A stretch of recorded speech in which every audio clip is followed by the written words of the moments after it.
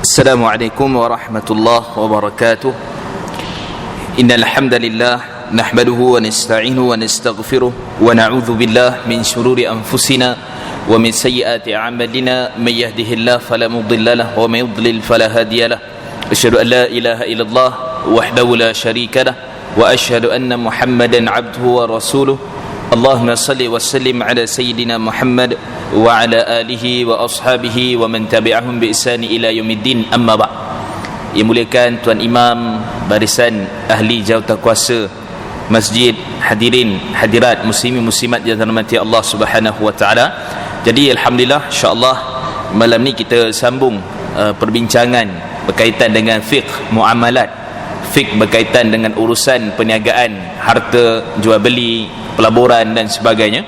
Jadi kita sambung insya-Allah pada nota yang mana dulu sebelum saya ingat bulan 2 kot yang terakhir kita kuliah, baru kepada mukadimah awal berkenaan dengan fiqh muamalat, dan kita dah masuk sikit kepada rukun jual beli. Jadi hari ni insya-Allah kita sambung balik, kita bagi ingat balik dan kita habiskan rukun jual beli, kerana ni merupakan paksi utama pada setiap kontrak jual beli ataupun apa saja yang kita nak buat.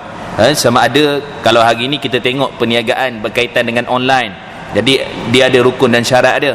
Berkaitan juga dengan pelaburan daripada sudut sahamnya, pelaburan berkaitan juga jual beli emas, pelaburan emas, berkaitan juga tentang jual beli yang biasa kita buat, kemudian juga berkaitan dengan perkara-perkara yang terlibat berkaitan dengan urusan harta, berkaitan dengan duit kita. Jadi semua itu termasuk hukum-hukum berkaitan dengan muamalat, dan ada hukum-hukum dan ada rukun-rukun yang kita kena patuhi syarat dia. Dia seakan SOP lah, jadi kena ikut, wajib. Kalau tidak, dia batal daripada sudut jual beli dan dibimbangi memberi kesan kepada kita memakan satu perkara yang tidak halal daripada sudut syarak. Yang ni kita kena jelas dulu daripada peringkat awal. Baik, jadi kita pergi kepada apa yang kita sebutkan di sini. Pertama sekali kita kata rukun ni di dalam bab muamalat ni ataupun dalam bab jual beli ni, dia tidaklah banyak. Tidaklah jadi 13 rukun, tidaklah jadi seperti mana salat. Akan tetapi pendetailan daripada sudut yang di bawah rukun tu dia banyak. Dia ada dia punya pecahan-pecahan, tapi itu tidaklah menjadi satu benda yang sukar ataupun payah daripada sudut subjek ataupun perbincangan yang kita ada pada sekarang ni.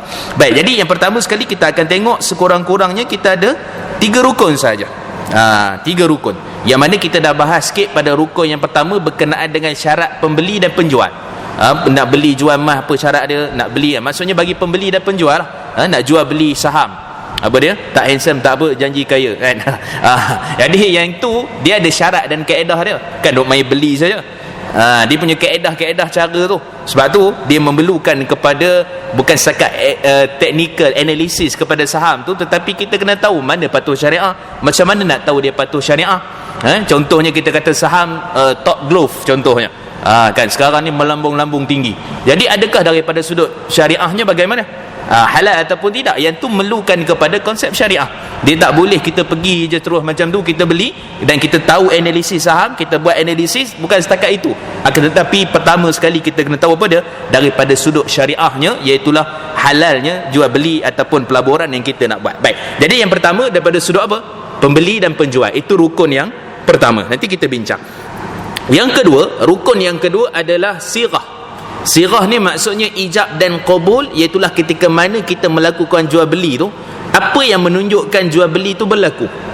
Kalau kata jual beli secara online, apa dia punya cara tu, kaedah yang menunjukkan jual beli tu berlaku.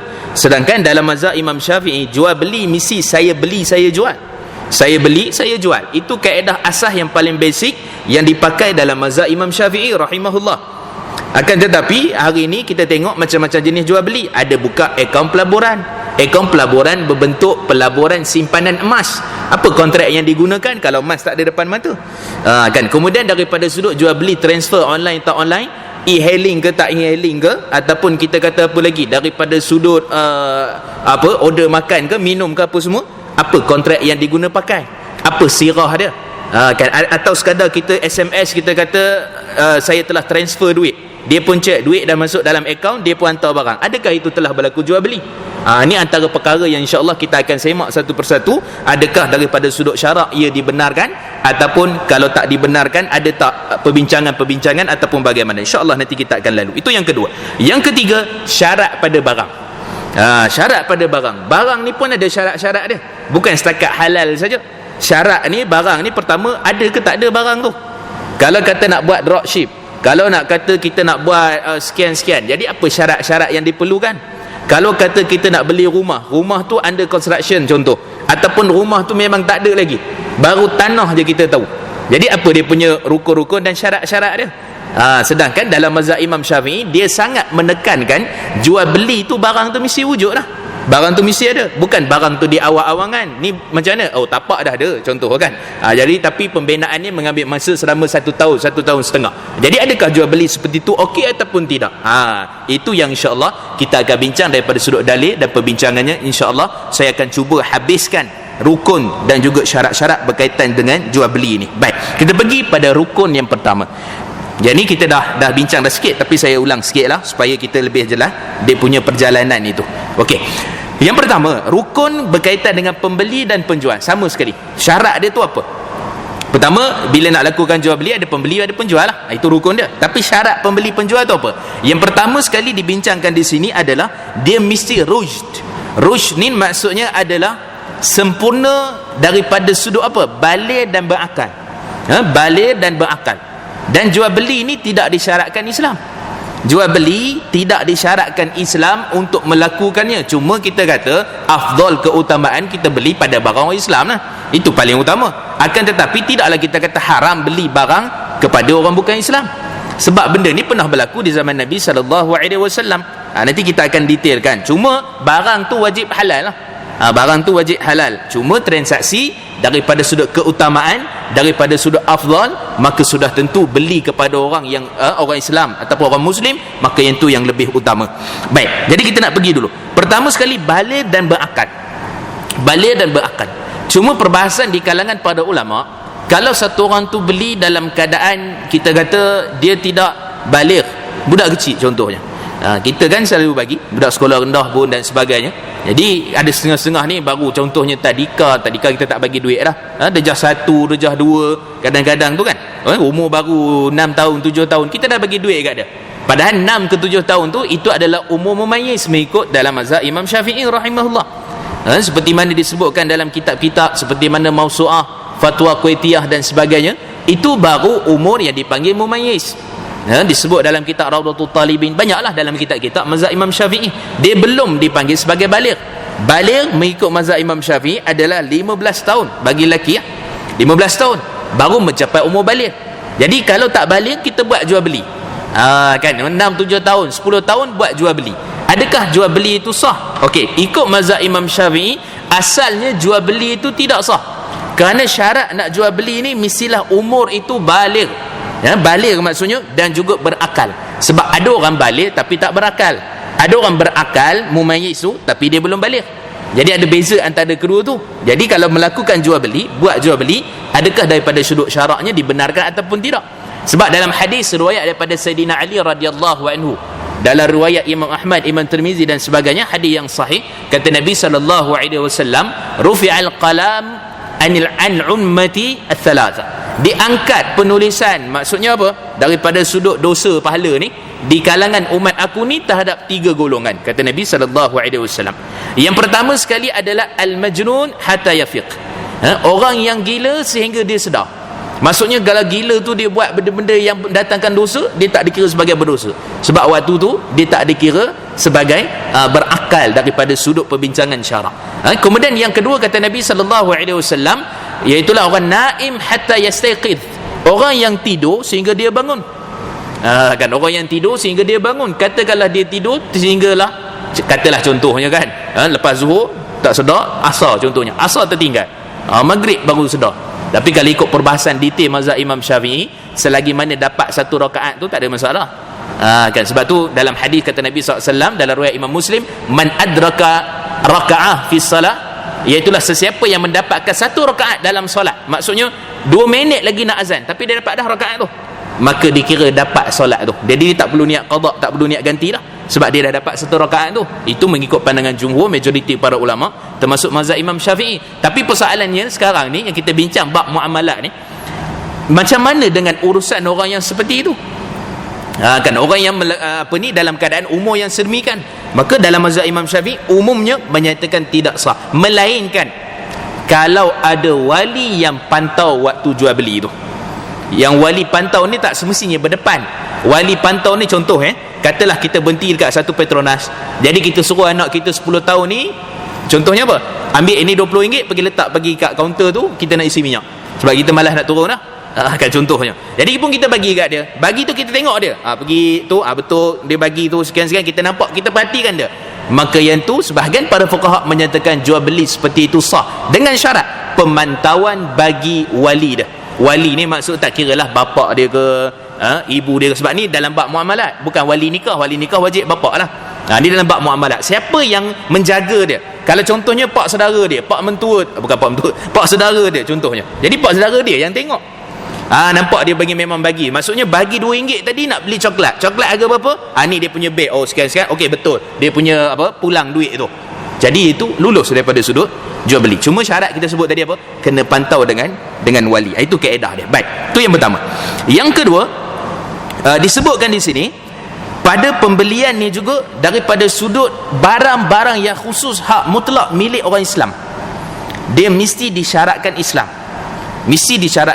Contoh apa dia? Jual beli mushaf, jual beli Quran, jual beli juga berkaitan dengan barang-barang peperangan, barang-barang yang sensitif lah, yang berkaitan dengan kita kata apa ni, yang dijaga di dalam Islam ini. Contoh kita kata Sahih Bukhari ke, ataupun kita kata kitab-kitab hadis ke dan sebagainya, maka syarat jual beli itu mesti orang Islam. Syarat jual beli itu mesti orang Islam. Cuma perbincangan panjang di kalangan para ulama, kalau macam tu susahlah kita nak dakwah non-Muslim. Sebab di luar sana ramai kalau kita jumpa non-Muslim ni, mereka nakkan kepada apa? Nakkan kepada Quran itu, terjemahan tu. Kan masuk dalam bahasa English ke, dalam bahasa Melayu ke, mereka nak Quran tu, nak tahu apa maksud kandungan Quran, ataupun risalah-risalah yang berbentuk keagamaan. Jadi kalau dah ada sekatan awal pada waktu tu, macam mana kita nak dakwah kepada mereka? Maka maksudnya nak bagi mukadimah kepada pengenalan Islam. Sebab tu para ulama dia letakkan syarat-syarat. Maksudnya apa? Memang dia ni dia yakini non-Muslim yang baik lah. Dia bukan ada tujuan apa-apa kita kenal dia, mungkin kawan dengan dia dan sebagainya. Ada tujuan dia ni memang cenderung kepada Islam. Maka pada waktu tu bukan sekat jual beli, bagi hadiah pun tak ada masalah.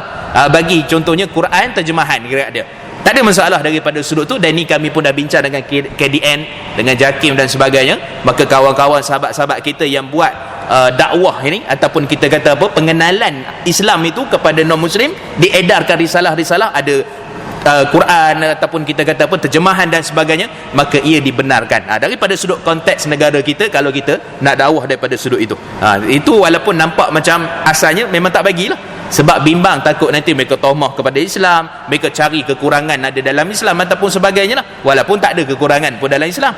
Sebab itu di sini ada perbincangan yang lebih terbuka daripada sudut penyampaian dakwah itu sendiri. Baik, habis. Kemudian seterusnya, syarat yang kedua bagi pembeli dan penjual, iaitulah redha, izinnya, dengan izinnya tanpa paksaan. Sebab tu dalam hadis riwayat Imam Ahmad, kata Nabi SAW, innamal bai'u an taradin. Sesungguhnya jual beli itu di bawah syarat pembeli dan penjual tu, di bawah rukun pembeli penjual tu, syarat yang kedua mestilah dia redha di antara pembeli dan penjual. Redha antara pembeli dan penjual. Pembeli dan penjual ni tuan-tuan, syarat redha ni dia bukan kata saya redha saya redha beli durian contoh kan, saya redha beli roti ni, saya redha beli sekian-sekian, saya redha melabur tempat awak ni, labur apa, labur saham contohnya, saya redha beli emas. Bukan itu maksud redha tu. Maksud redha di sini adalah di sisi mazhab Imam Syafi'i, once kita bayar dan kita nak benda tu, kita ambil walaupun kita mungkin tak suka. Contohlah yang terbaru ni sajalah tuan-tuan, contoh ni tak ada kaitan apa-apa politik ke apa. Katalah contoh bil api meningkat. Bil api meningkat, kita pun dah pergi dah kat kaunter untuk bincang, cik ini memang gini. Akhirnya kita kenalah 500 contohnya. 500 tu kita bayar dekat TNB, kita bayar. Akan tetapi dalam hati kita kurang hajab tu. Contoh je kan. Macam-macam kita dalam hati kita rasa tak puas hati, membuat-buat. Ceritanya apa dia? Tak redha lah. Ceritanya tak redha. Tapi kita bayar. Baik, di sinilah mazhab Imam Syafi'i bincang panjang, sebab redha kita dengan Tuhan, redha kedua ibu bapa, redha berkaitan dengan jual beli, maka redha ni yang berkaitan dengan ni, macam mana nak tahu hakikat redha? Dia berbeza. Kan mak redha kat saya, mak saya redha kepada kamu, mak redha pada kamu, ni redha berkenaan dengan ni cari redha Allah, itu cerita lain. Tapi redha bab muamalat ni dengan tindakan itulah yang membuktikan sebenarnya kita redha, walaupun mulut kita bercakap kita tak redha, walaupun hati kita rasa tak redha. Maksudnya gini, yang betul-betul tak redha dalam bab jual beli muamalat ni kita tak bayar. Ikutlah, nak kena potong lah, peduli apa, saya tak redha. Yang tu baru betul tak redha dalam bab muamalat. Selagi mana kita bayar, kita sebut tak redha, awak berdosa tau sebab saya tak redha, tapi saya bayar, dia tak kira redha dekat situ. Dia tak kira tak redha, tapi dikira iktiraf sebagai redha dalam bab berkaitan dengan muamalat. Ni apalah, kita naik kereta ke tak puas hati, kita bayar naik flight ke, tiba-tiba melambung tinggi, kita bayar juga, hati tak redha betul saya bayar ni, saya tekan enter ni nak bayar ni, tak kira lah bayar guna apa kan, online ke kredit ke apa semua ni saya tak redha katakan, tapi dia dah beli itulah tandanya dia redha sebenarnya, walaupun mulut tak cakap. Jadi beza tuan-tuan, muamalat dengan berkaitan dengan urusan redha yang kita fahami dalam isu-isu yang lain. Itu beza berkaitan dengan redha dalam bab muamalat dan yang selainnya. Okey. Samalah orang beli durian ke beli buah ni tak redha ni, RM45 RM50 ni sekilo ni, dengan kulit dengan apa ni, tapi dia bawa balik semacam je, makan kat rumah, kan makan ramai-ramai contohnya kan, habis je tak ada, walaupun dah habis, walaupun sedap, walaupun saya tu tak redha, tak dikira redha sebab orang dah beli bawa balik makan habis. Itu cerita dia dalam bab muamalat ni, dia lebih detail ke situ, lebih perbincangan ke situ berkaitan dengan isu muamalah. Baik, kemudian yang keseterusnya, ini saya cuma ulang sikit tu, ni pun saya dah sentuh sikit-sikit dalam isu rukun yang pertama ni, itulah pembeli dan penjual. Yang kedua tu saya belum detailkan, dan yang ketiga tu insya-Allah nanti kita cuba kejarlah waktu ni.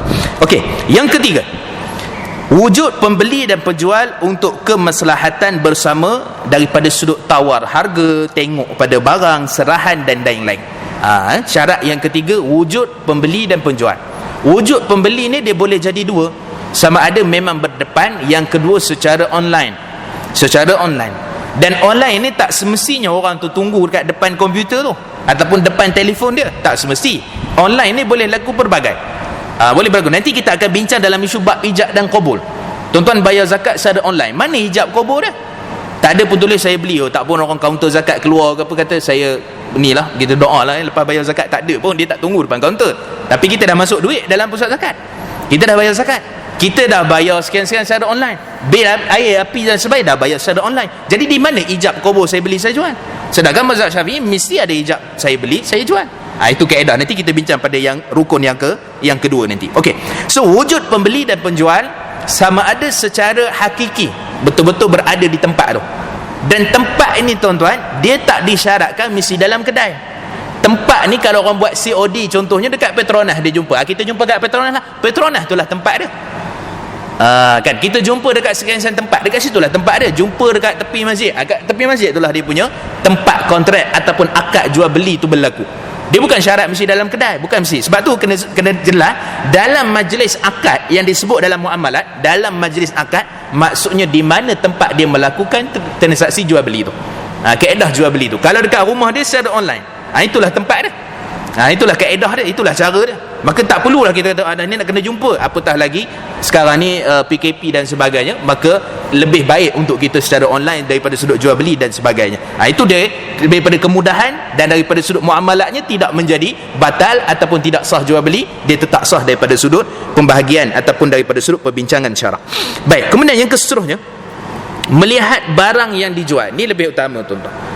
Melihat pun boleh jadi dua, sama ada melihat secara hakiki, yang kedua melihat kepada katalog contohnya, melihat kepada skrin ke kepada apa gambar-gambar yang dihantar.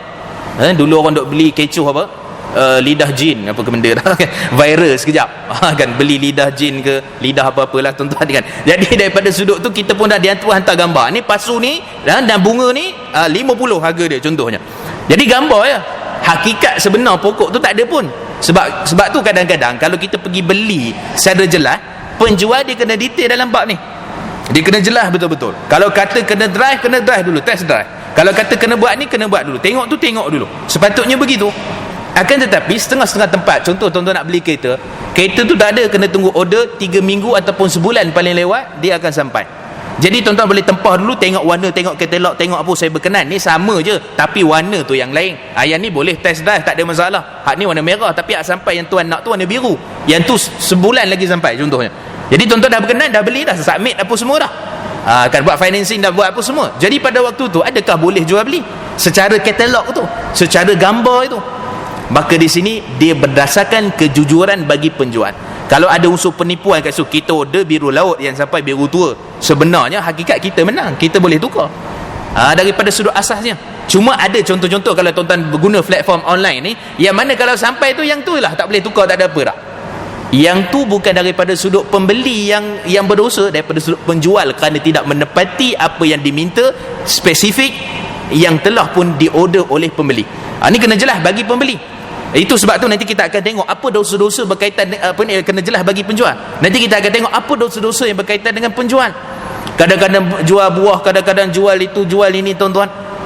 Jadi kena tengok ada tak unsur-unsur penipuan. Ada setengah-setengah dia tambah letak air bagi tambah berat.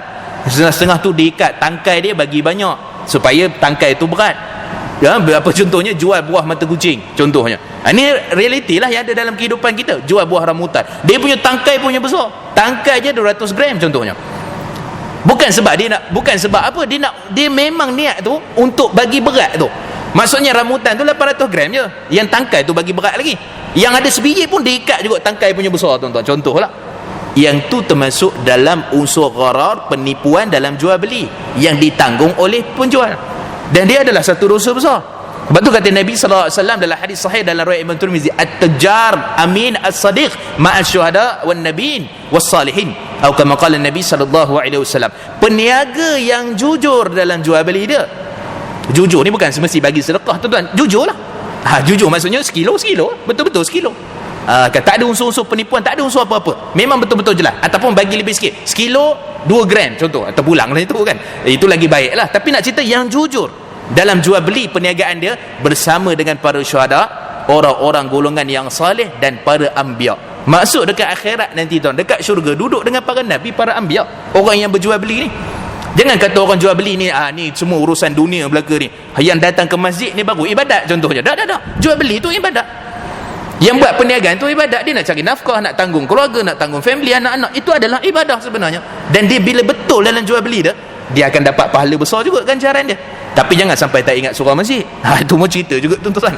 Itu pun kena tengok daripada sudut tu. Cuma asasnya begitu kita kata. Daripada sudut penilaiannya, jual belinya, dia kena faham satu persatu apa hukum-hukum yang berkaitan dengan jual beli itu sendiri. Okey. So melihat pada barang, katalognya, tengok betul-betul. Kalau betul macam ni barang yang kita bagi kepada orang tu, yang dia pesan, yang macam itulah kita hantar. Itulah kaedah dia. Daripada sudut jual beli, kilonya kena sama seperti mana yang diminta, jangan ada kurang. Kita kalau dah beli, tuan-tuan, contoh nak apa, kita katalah contoh nak buah nangka 1 kilo contohlah, ataupun cempedak 2 kilo, dia timbang-timbang 1.8 kilo je, lepas tu dia COD dekat kita. Kita dah tak ada nak timbang-timbang apa dah, terus belah buat goreng je lah, tuan-tuan. Jadi dia sendiri jujur dalam tu. Sebab tu besar kelebihannya dan teruk juga azab dia bagi mereka yang menipu bila mana menjadi satu orang penjual ataupun yang melabur ataupun yang sebagainya. Okey, so habis. Kita pergi, itu ulangan je, tuan-tuan. Ni kita dah sentuh sikit dah masuk sikit. Kita nak pergi kepada ijab dengan qabul dalam jual beli. Kita sebut saya beli, saya jual tadi. Secara umumnya ijab biasanya diucapkan oleh penjual seperti saya jual. Biasanya macam tu, maksudnya penjual yang memulakan saya jual, saya beli, saya jual, saya beli. Ataupun tak ada masalah, saya beli, saya jual. Pembeli dulu kata saya beli, penjual kata saya jual, tak ada masalah. Mana-manalah daripada dua belah pihak tu yang memulakan saya beli, saya jual, tidak menjadi masalah. Cuma jangan penjual kata saya beli, pembeli kata saya jual. Itu pening, tuan-tuan. Yang tu tak dibenarkan. Yang tu kontrak dia tu bermasalah. Dia punyalah nak ikut mazhab Imam Syafi'i tu, nak follow SOP sebiji-sebiji, dia terselak sebut saya beli, padahal penjual yang sebut. Yang jual kata saya jual, yang beli kata saya jual. Yang tu tak betul, tuan-tuan. So kena jelas, tak kira mana-mana yang mulakan, tapi akad kontrak tu memang jelas. Penjual kata saya jual, pembeli kata saya beli. Okey.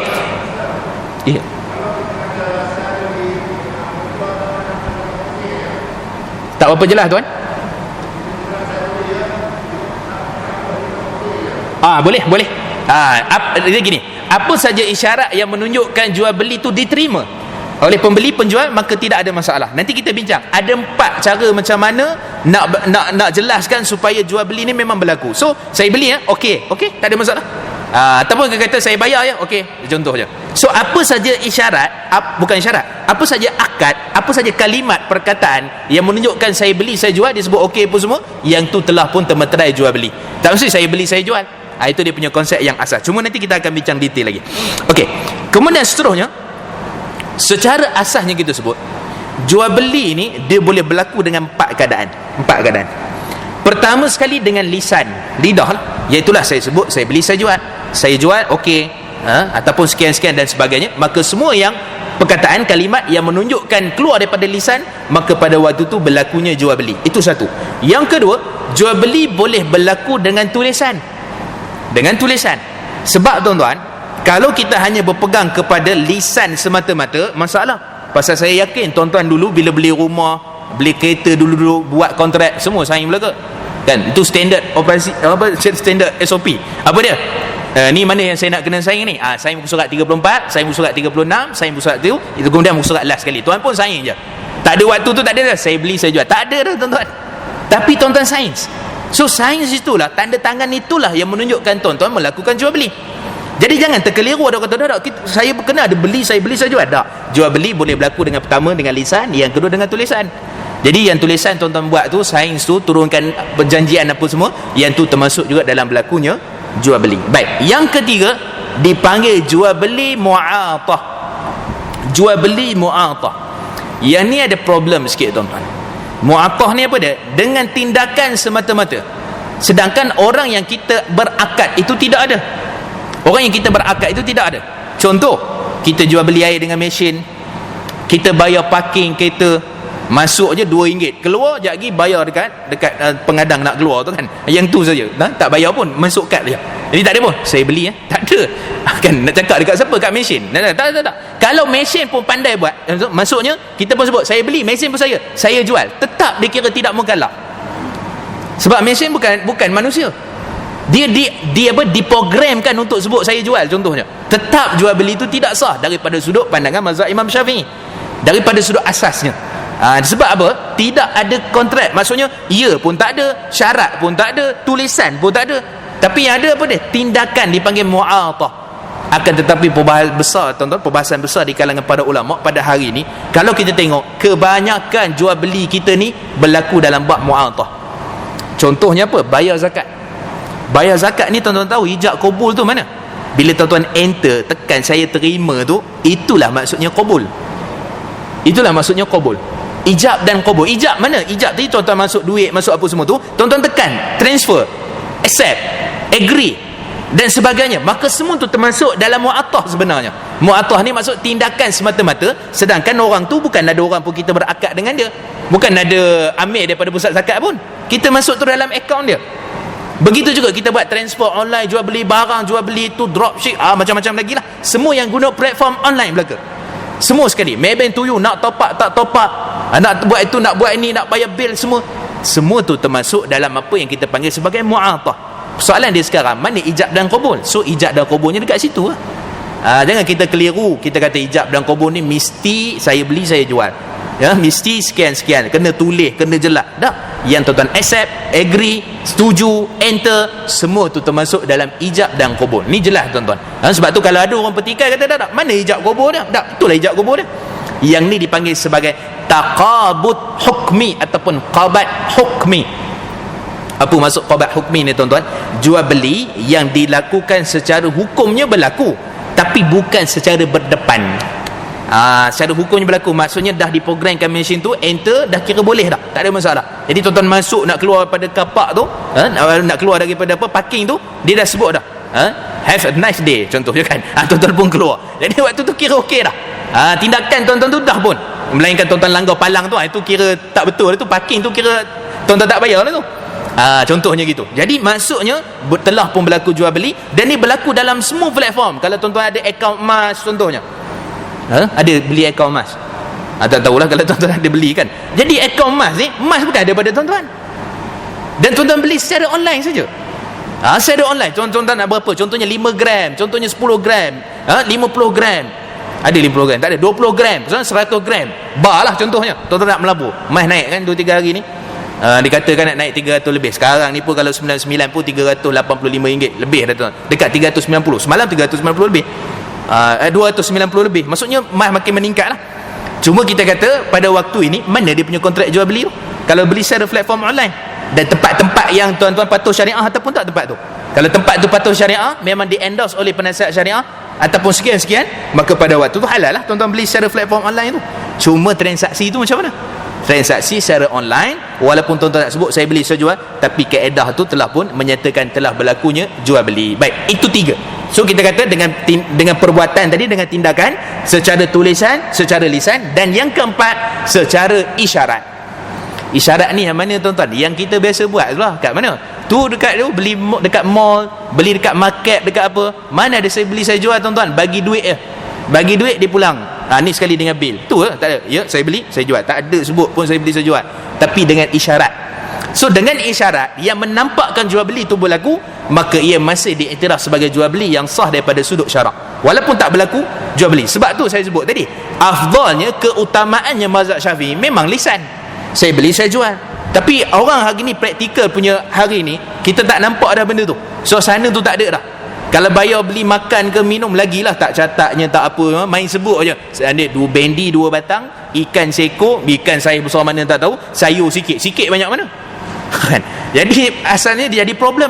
Sebab tu kena tulis, kena tengok, itu lebih utama untuk clear, jelas, supaya benda tu tidak termasuk dalam perkara-perkara gharar, uncertainty, benda yang tak jelas.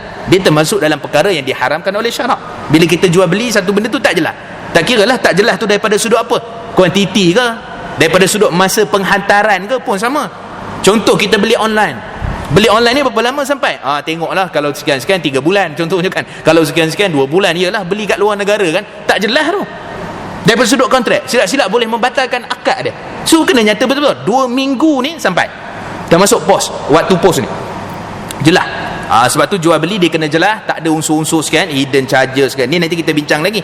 Daripada sudut kita pergi buat servis kereta ke, kedoktoran ke, farmasi ke, banyak benda-benda yang kita kena faham. Kadang-kadang tu daripada sudut apa? Daripada sudut kita pergi dekat konsultan saja dah 200 contohnya. Apa yang konsultan jumpa 2 minit je? Ke sebab jumpa tu yang bayar tu? Ataupun bagaimana? So kena jelas semua tu.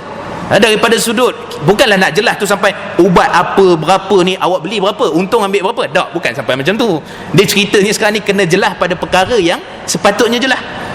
Contoh kita kata ni labor cost berapa? Ni labor cost ni kita masuk sekali dah dalam tu. Iyalah masuk tu apa? Tulis betul-betul labor cost tu. Contohnya 200, contohnya 100. So banyak benda-benda yang betul-betul dalam bab muamalat ni dia kena jelas. Dia tak boleh ada unsur gharar, uncertainty, dan akhirnya boleh melibatkan jual beli itu terbatal ataupun berdosa lah daripada sudut kita melakukan jual beli yang seperti itu. Okey.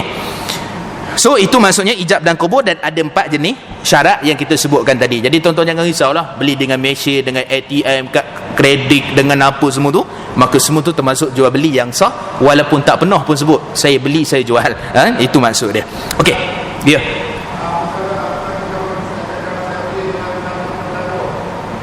saya beli dengan akad tertangguh.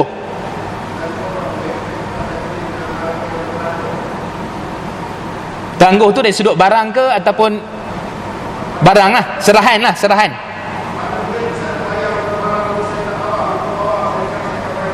Okey. Yang ni dipanggil sebagai jual beli bai'ut taqsid ataupun dipanggil jual beli secara tangguh. Yang ni pun ada dia punya perbincangan di kalangan para fuqaha. Sebab tu dalam hadis yang diriwayatkan oleh Imam Al-Bukhari, kata Nabi sallallahu alaihi wasallam, man aslafa fi syai' fayusrifu ila kaili ma'lum atau ila wazni ma'lum atau ila ajli ma'lum, atau kama qala Nabi sallallahu alaihi wasallam. Hadis ini sahih dalam riwayat Imam Bukhari. Kata Nabi sallallahu alaihi wasallam, sabda Nabi, sesiapa yang nak beli barang secara bertangguh, tak kiralah bertangguh duit ke ataupun bertangguh daripada sudut barang. Kalau kita buat online, biasanya duit dah masuk dulu, barang tu baru hantar kemudian, bertangguh juga.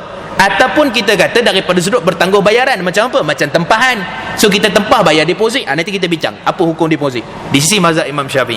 So bayar deposit, contohnya apa? 50%. Lepas tu bila dah barang dah siap pergi ambil, baru bayar penuh. Okey. So apa hukum dia? Kata Nabi sallallahu alaihi wasallam, sesiapa yang nak jual beli secara bertangguh, sama ada duit ataupun barang tu, mestilah tangguhan itu, dia barang itu jelas tu dia tahu daripada sudut kuantiti dia apa dia nak beli. Kalau kata rumah square feet ke apa semua itu semua bayar bertangguh lah, kan, ataupun apa-apa saja daripada sudut tu mesti dia tahu apa barang. Yang kedua, tempoh tangguhan tu bila? Contohnya bila besok saya datang balik lah, kebetulan kawan kita kan, kawan kita pun percaya sama kita contohlah, tapi hari ni tuan-tuan kawan pun tak boleh percaya tapi lah katalah contohnya, so katakan kawan kita baik, dia pun beli barang dengan kita menega sikit lah, so dia beli contohnya harga 200, ni besok ya, ataupun minggu depan lah saya gaji baru saya bayar. Tak apa, ambil barang tu, kawan kita baik kan, ambil barang dulu, saya bayar minggu depan, bulan depan contohnya. Okey, so bulan depan tu kena bayar bulan depan lah, dia tak boleh lambat lagi. So jelas tu bulan depan harga berapa? Harga 200, kena jelas. Tak boleh kata bayarlah ikutlah lebih kurang lah, ikutlah berapa kawan-kawan kan, harga kawan-kawan. Sebenarnya tuan-tuan, harga kawan-kawan kena tinggi. Sebab apa? Kerana nak tolong kawan. Jangan kawan kita nak bagi kurang je untuk kita tolong kawan tu bagi tinggi lagi. Tu patut harga kawan-kawan kan. Okey, so ceritanya boleh bertangguh, tapi syarat dia apa? Harga kena jelas, bila tempoh nak bayar tu. Sebab tu tuan-tuan, kalau kita beli kereta, dia, bank kata saya tak kisah tuan-tuan ikutlah tuan. Kalau tuan kata 25 tahun, kalau kata 30 tahun, tak kena jelas 25 tahun. Bayaran bulanan berapa? Ikut dia punya tu. Lepas tu adalah dia punya apa ni, kita kata kadar semalaman apa semua tu. Dia ada dia punya kaedah-kaedah cara tu. Cuma asal kita kata tahu dah bulanan berapa, lama tempoh tangguh berapa, maka yang tu kalau jelas, jual beli tu tidak menjadi masalah. Dia diharuskan daripada sudut syarak. Wallahu a'lam. Okey, sikit lagi tuan-tuan, ada 10. Okey, silakan. Seperti wang. Okey. Maksudnya ke mana kita nak salurkan? Nak guna untuk apa duit tu? Maksudnya duit tu tak patuh syariah. Okey. Satu persoalan yang sangat baik, isu berkaitan dengan duit kertas dan mata wang di zaman Nabi ni, emas, perak, kemudian barang-barang ribawi yang disebut tu ada 6 item, dan ni kita dah bincang dah sebelum ni kan. Maksudnya pada kuliah yang awal-awal tu kita bincang riba dalam bentuk moden. Kita dah sebut dah barang-barang tu, so secara rekannya ada 6 perkara. Dan kalau kita tengok daripada sudut apa yang Nabi sebut tu, 2 perkara disebut thamaniyah, maksudnya nilai, dan nilai itu yang disebut dalam hadis emas dan perak. Jadi bila sebut emas dan perak, jadi pada hari ni kita kata tak ada pun yang konon-konon disandarkan kepada emas dan perak dan sekian-sekian ni pun, ada yang betul-betul kertas semata-mata. Jadi bila sebut kertas tu bagaimana? Adakah pertama kita berdosa guna duit kertas, ataupun sebenarnya adakah duit kertas juga sama macam emas, yang mana di situ ada berkaitan dengan unsur riba dan sebagainya? Kalau tak betul transaksi dan perkara-perkara yang berkaitan. Baik, pertama sekali tuan-tuan, saya nak clarify. Zaman Nabi SAW memang betul Nabi menggunakan emas dan perak ni berlanjutan zaman Sayyidina Abu Bakar, Sayyidina Umar. Zaman Sayyidina Uthman dia guna fulus. Fulus ni sebab tu tuan-tuan biasa dengar kan, ni jangan ikut tuan-tuan, dia kata al-fulus fi dunya wa manfus fil akhirah kan. Yang itu tak ni lah, jangan ikut lah. Okey, cuma asasnya kita sebut apa dia? Fulus ni dia selain daripada emas dan perak. Maksudnya zaman sahabat Sayyidina Uthman, dan kita kena tahu dan kena jelas, zaman Nabi SAW guna emas dan perak. Rom sebelum tu lagi dah guna emas dan perak, dah guna emas dan perak. Cuma kita kata bila kedatangan syariat, itulah Islam, Nabi SAW, maka waktu tu memang fokus Nabi, dan duit pun bukan duit dihasilkan di Madinah dan Mekah. Duit tu pun daripada transaksi pada mata wang Rom Parsi. Emas dan perak tu dikira 1 dinar, dikira 1 sekian-sekian dirham dan sebagainya. Okey, so sekarang ni kita katalah Nabi menggunakan dinar dan dirham. Jadi kita pada hari ini guna duit kertas. Adakah dikira sebagai berdosa ataupun tidak? Itu satulah sebelum saya bincang yang riba dan perkara yang berkaitan dengan duit kertas.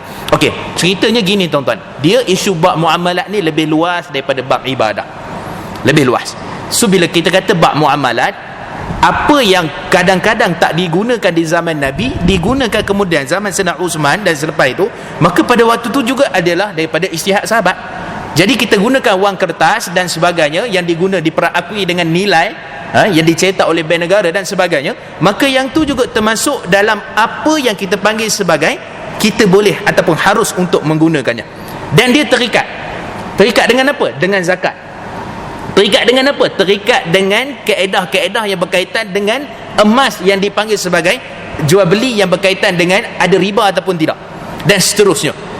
Sebab tu contoh yang biasa berlaku pada hari ini berkaitan dengan yang dipanggil sebagai riba dalam wang kertas ni, antaranya apa dia? Pertamanya, orang buat tukar duit 100 ditukar dengan 110 ringgit. Contohlah nak duit kecil, ada mesin lah sekarang ni, senang dia tu, ada mesin masuk tu kena masuk 120, baru kita dapat duit RM10, RM10, RM10 tu kita dapat 100, tapi masuk kena masuk 110 contohnya. 110 tu RM10 tu adalah riba. Itu adalah riba. Sama juga tukar gram emas dengan emas, katalah contoh 50 gram tukar dengan 52 gram emas, maka yang tu adalah riba. Maka duit juga berlaku riba. Dan sebab tu telah sepakat di kalangan para ulama termasuk mazhab Imam Syafi'i. Ni tuan-tuan boleh buka kitab Fiqh Minhaji, kemudian kitab Rawdatul Talibin, Al-Majmu' Syarah Muhadzab dan sebagainya. Kitab-kitab mazhab Syafi'i menyatakan apa saja yang digunakan sebagai nilai, dia terikat kepada hukum hakam yang berkaitan emas dan perak. Ribanya, kalau contohnya kita ada deferred ataupun kita ada delay bayar tu, contoh kita kata kita pergi dekat pengurus mata wang Malaysia, foreign exchange lah, kita tukar kat situ. So ni 1,000 kita nak tukar, ataupun kata 10,000, kebetulan kawan kita, awak kira dulu lah, saya nak pergi minum kejap, contohnya nak pergi minum tu beriba, nak pergi minum tu riba. Kerana Nabi sebut apa? Nabi SAW menyatakan yadan biyadin, serah tu mesti taqabud, lani juga, mesti on the spot juga serah tu. Sebab dia nilai mata wang tu sama macam emas. So emas, bila kita beli emas, kena serah lah. Kalau emas tu secara fizikal, kena serah pada emas. Emas kami tak boleh serah, emas ada dalam bank, jadi kami jaga. Siapa suruh awak jaga? Saya dah beli lah, kira saya bawa balik dah kat rumah, dah kami jaga. Kenapa pula nak kena jaga? Jadi sebenarnya jual beli seperti itu dia kena jelas. Maksudnya emas, duit yang kita ada pada hari ini, dia terikat dengan apa yang ada berkaitan dengan emas dan perak. Sebab tu tuan-tuan, perniagaan, jual beli, pertukaran yang melibatkan berkaitan dengan duit, maka yang tu kita kena hati-hati, sebab dia masih terikat kepada hukum emas dan perak pada waktu tu. So kita guna duit kata, dia tak kira sebagai berdosa. Jangan tuan-tuan kata berdosa ni kita kena guna dinar dan dirham semata-mata.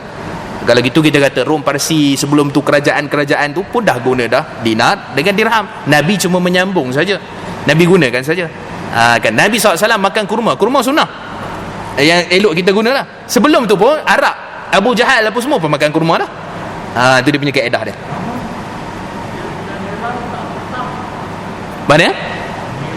Okey, nilai ni dia tak tetap ni, betul. Sebenarnya emas pun every second emas akan berubah. Bukan setakat tuan-tuan tengok tu update hari-hari, betul tak? Hari ni RM920, besok RM930, esok RM983 contohnya. Sebenarnya bukan setakat harian, emas ni setiap second dia akan berubah. Daripada sudut penawaran, supply dengan demand, permintaan. Wang kertas pun macam tu juga. So maksudnya kalau kita nak kata macam mana kita nak stabilkan nilai tu supaya tidak berubah, sebenarnya hakikat emas pun berubah daripada sudut nilai dia, daripada sudut masanya, daripada sudut berdasarkan apa? Samalah macam duit, banyak dicetak, banyak keluar, orang semakin berbelanja, so ada dia punya kaedah, naik tak naik pun tu berkait pula dengan inflasi dan sebagainya. So asalnya memang nilai itu memang macam tu lah tuan-tuan. So kita kata pada asalnya dia terikat dengan hukum hakam berkaitan dengan apa yang kita bincangkan. Tak habis tuan-tuan, sikit lagi saya nak lah ni dalam 2 minit lagi ni. Okey, syarat yang keseterusnya isu pada barang. Ni rukun yang seterusnya barang. Jadi barang ni pertama kena wujud lah, kena ada. Sebab dalam hadis riwayat daripada Jabir bin Abdullah dalam riwayat Imam Ahmad, kata Nabi SAW, la tabi' ma laysa laka indak, jangan kamu jual beli apa yang kamu tidak miliki, ataupun jangan kamu menjual apa yang tidak kamu miliki. Dropship macam mana? Kita jadi agent macam mana?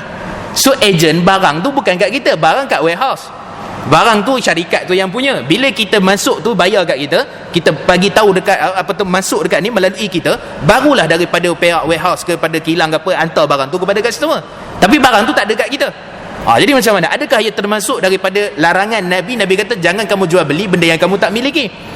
Ataupun nak miliki ni, contoh lagi kita sebut tadi, jual beli rumah. Sebab tu mazhab Imam Syafi'i mesti barang tu ada. Sebab tu tuan-tuan, siapa yang beli subsidi rumah ni memang mazhab Syafi'i. Rumah tu memang betul-betul ada dah. Maksudnya second hand, subsidi betul-betul ada dah rumah tu, nampak je lah, tengok apa semua dah ada. Tapi kalau yang sebeli tu bukan maksud dia keluar pada mazhab Syafi'i, dia haram ke apa, tapi ada syarat dia. Apa syarat-syarat dia? Sebab tu Nabi SAW sebut, dan juga perbincangan dalam mazhab Imam Syafi'i dan juga Imam Abu Hanifah, syarat nak beli barang-barang yang tak ada lagi dekat kita ni, pertama, barang tu mesti boleh didapatkan dan memang wujud, cuma tak ada pada penjual. Rumah tu memang ada dah, memang buat dah, maksudnya memang tanah dah ada, square feet dah tahu berapa, tingkap berapa, tinggi berapa, tingkat berapa, semua dah jelas dah. waktu tu, maka yang tu juga berlakunya jual beli, boleh, tak ada masalah. Daripada sudut syarat-syaratnya berlaku. Wallahu ta'ala alam. Saya berhenti dulu kat sini tuan-tuan. Berhenti dulu kat sini, jadi azan, kemudian kita solat lah. Jadi saya tak sambung, insyaAllah pada waktu yang akan datang kita akan sambung. Aqulu qawli hadha wa astaghfirullah wa lakum. Assalamualaikum warahmatullahi wabarakatuh.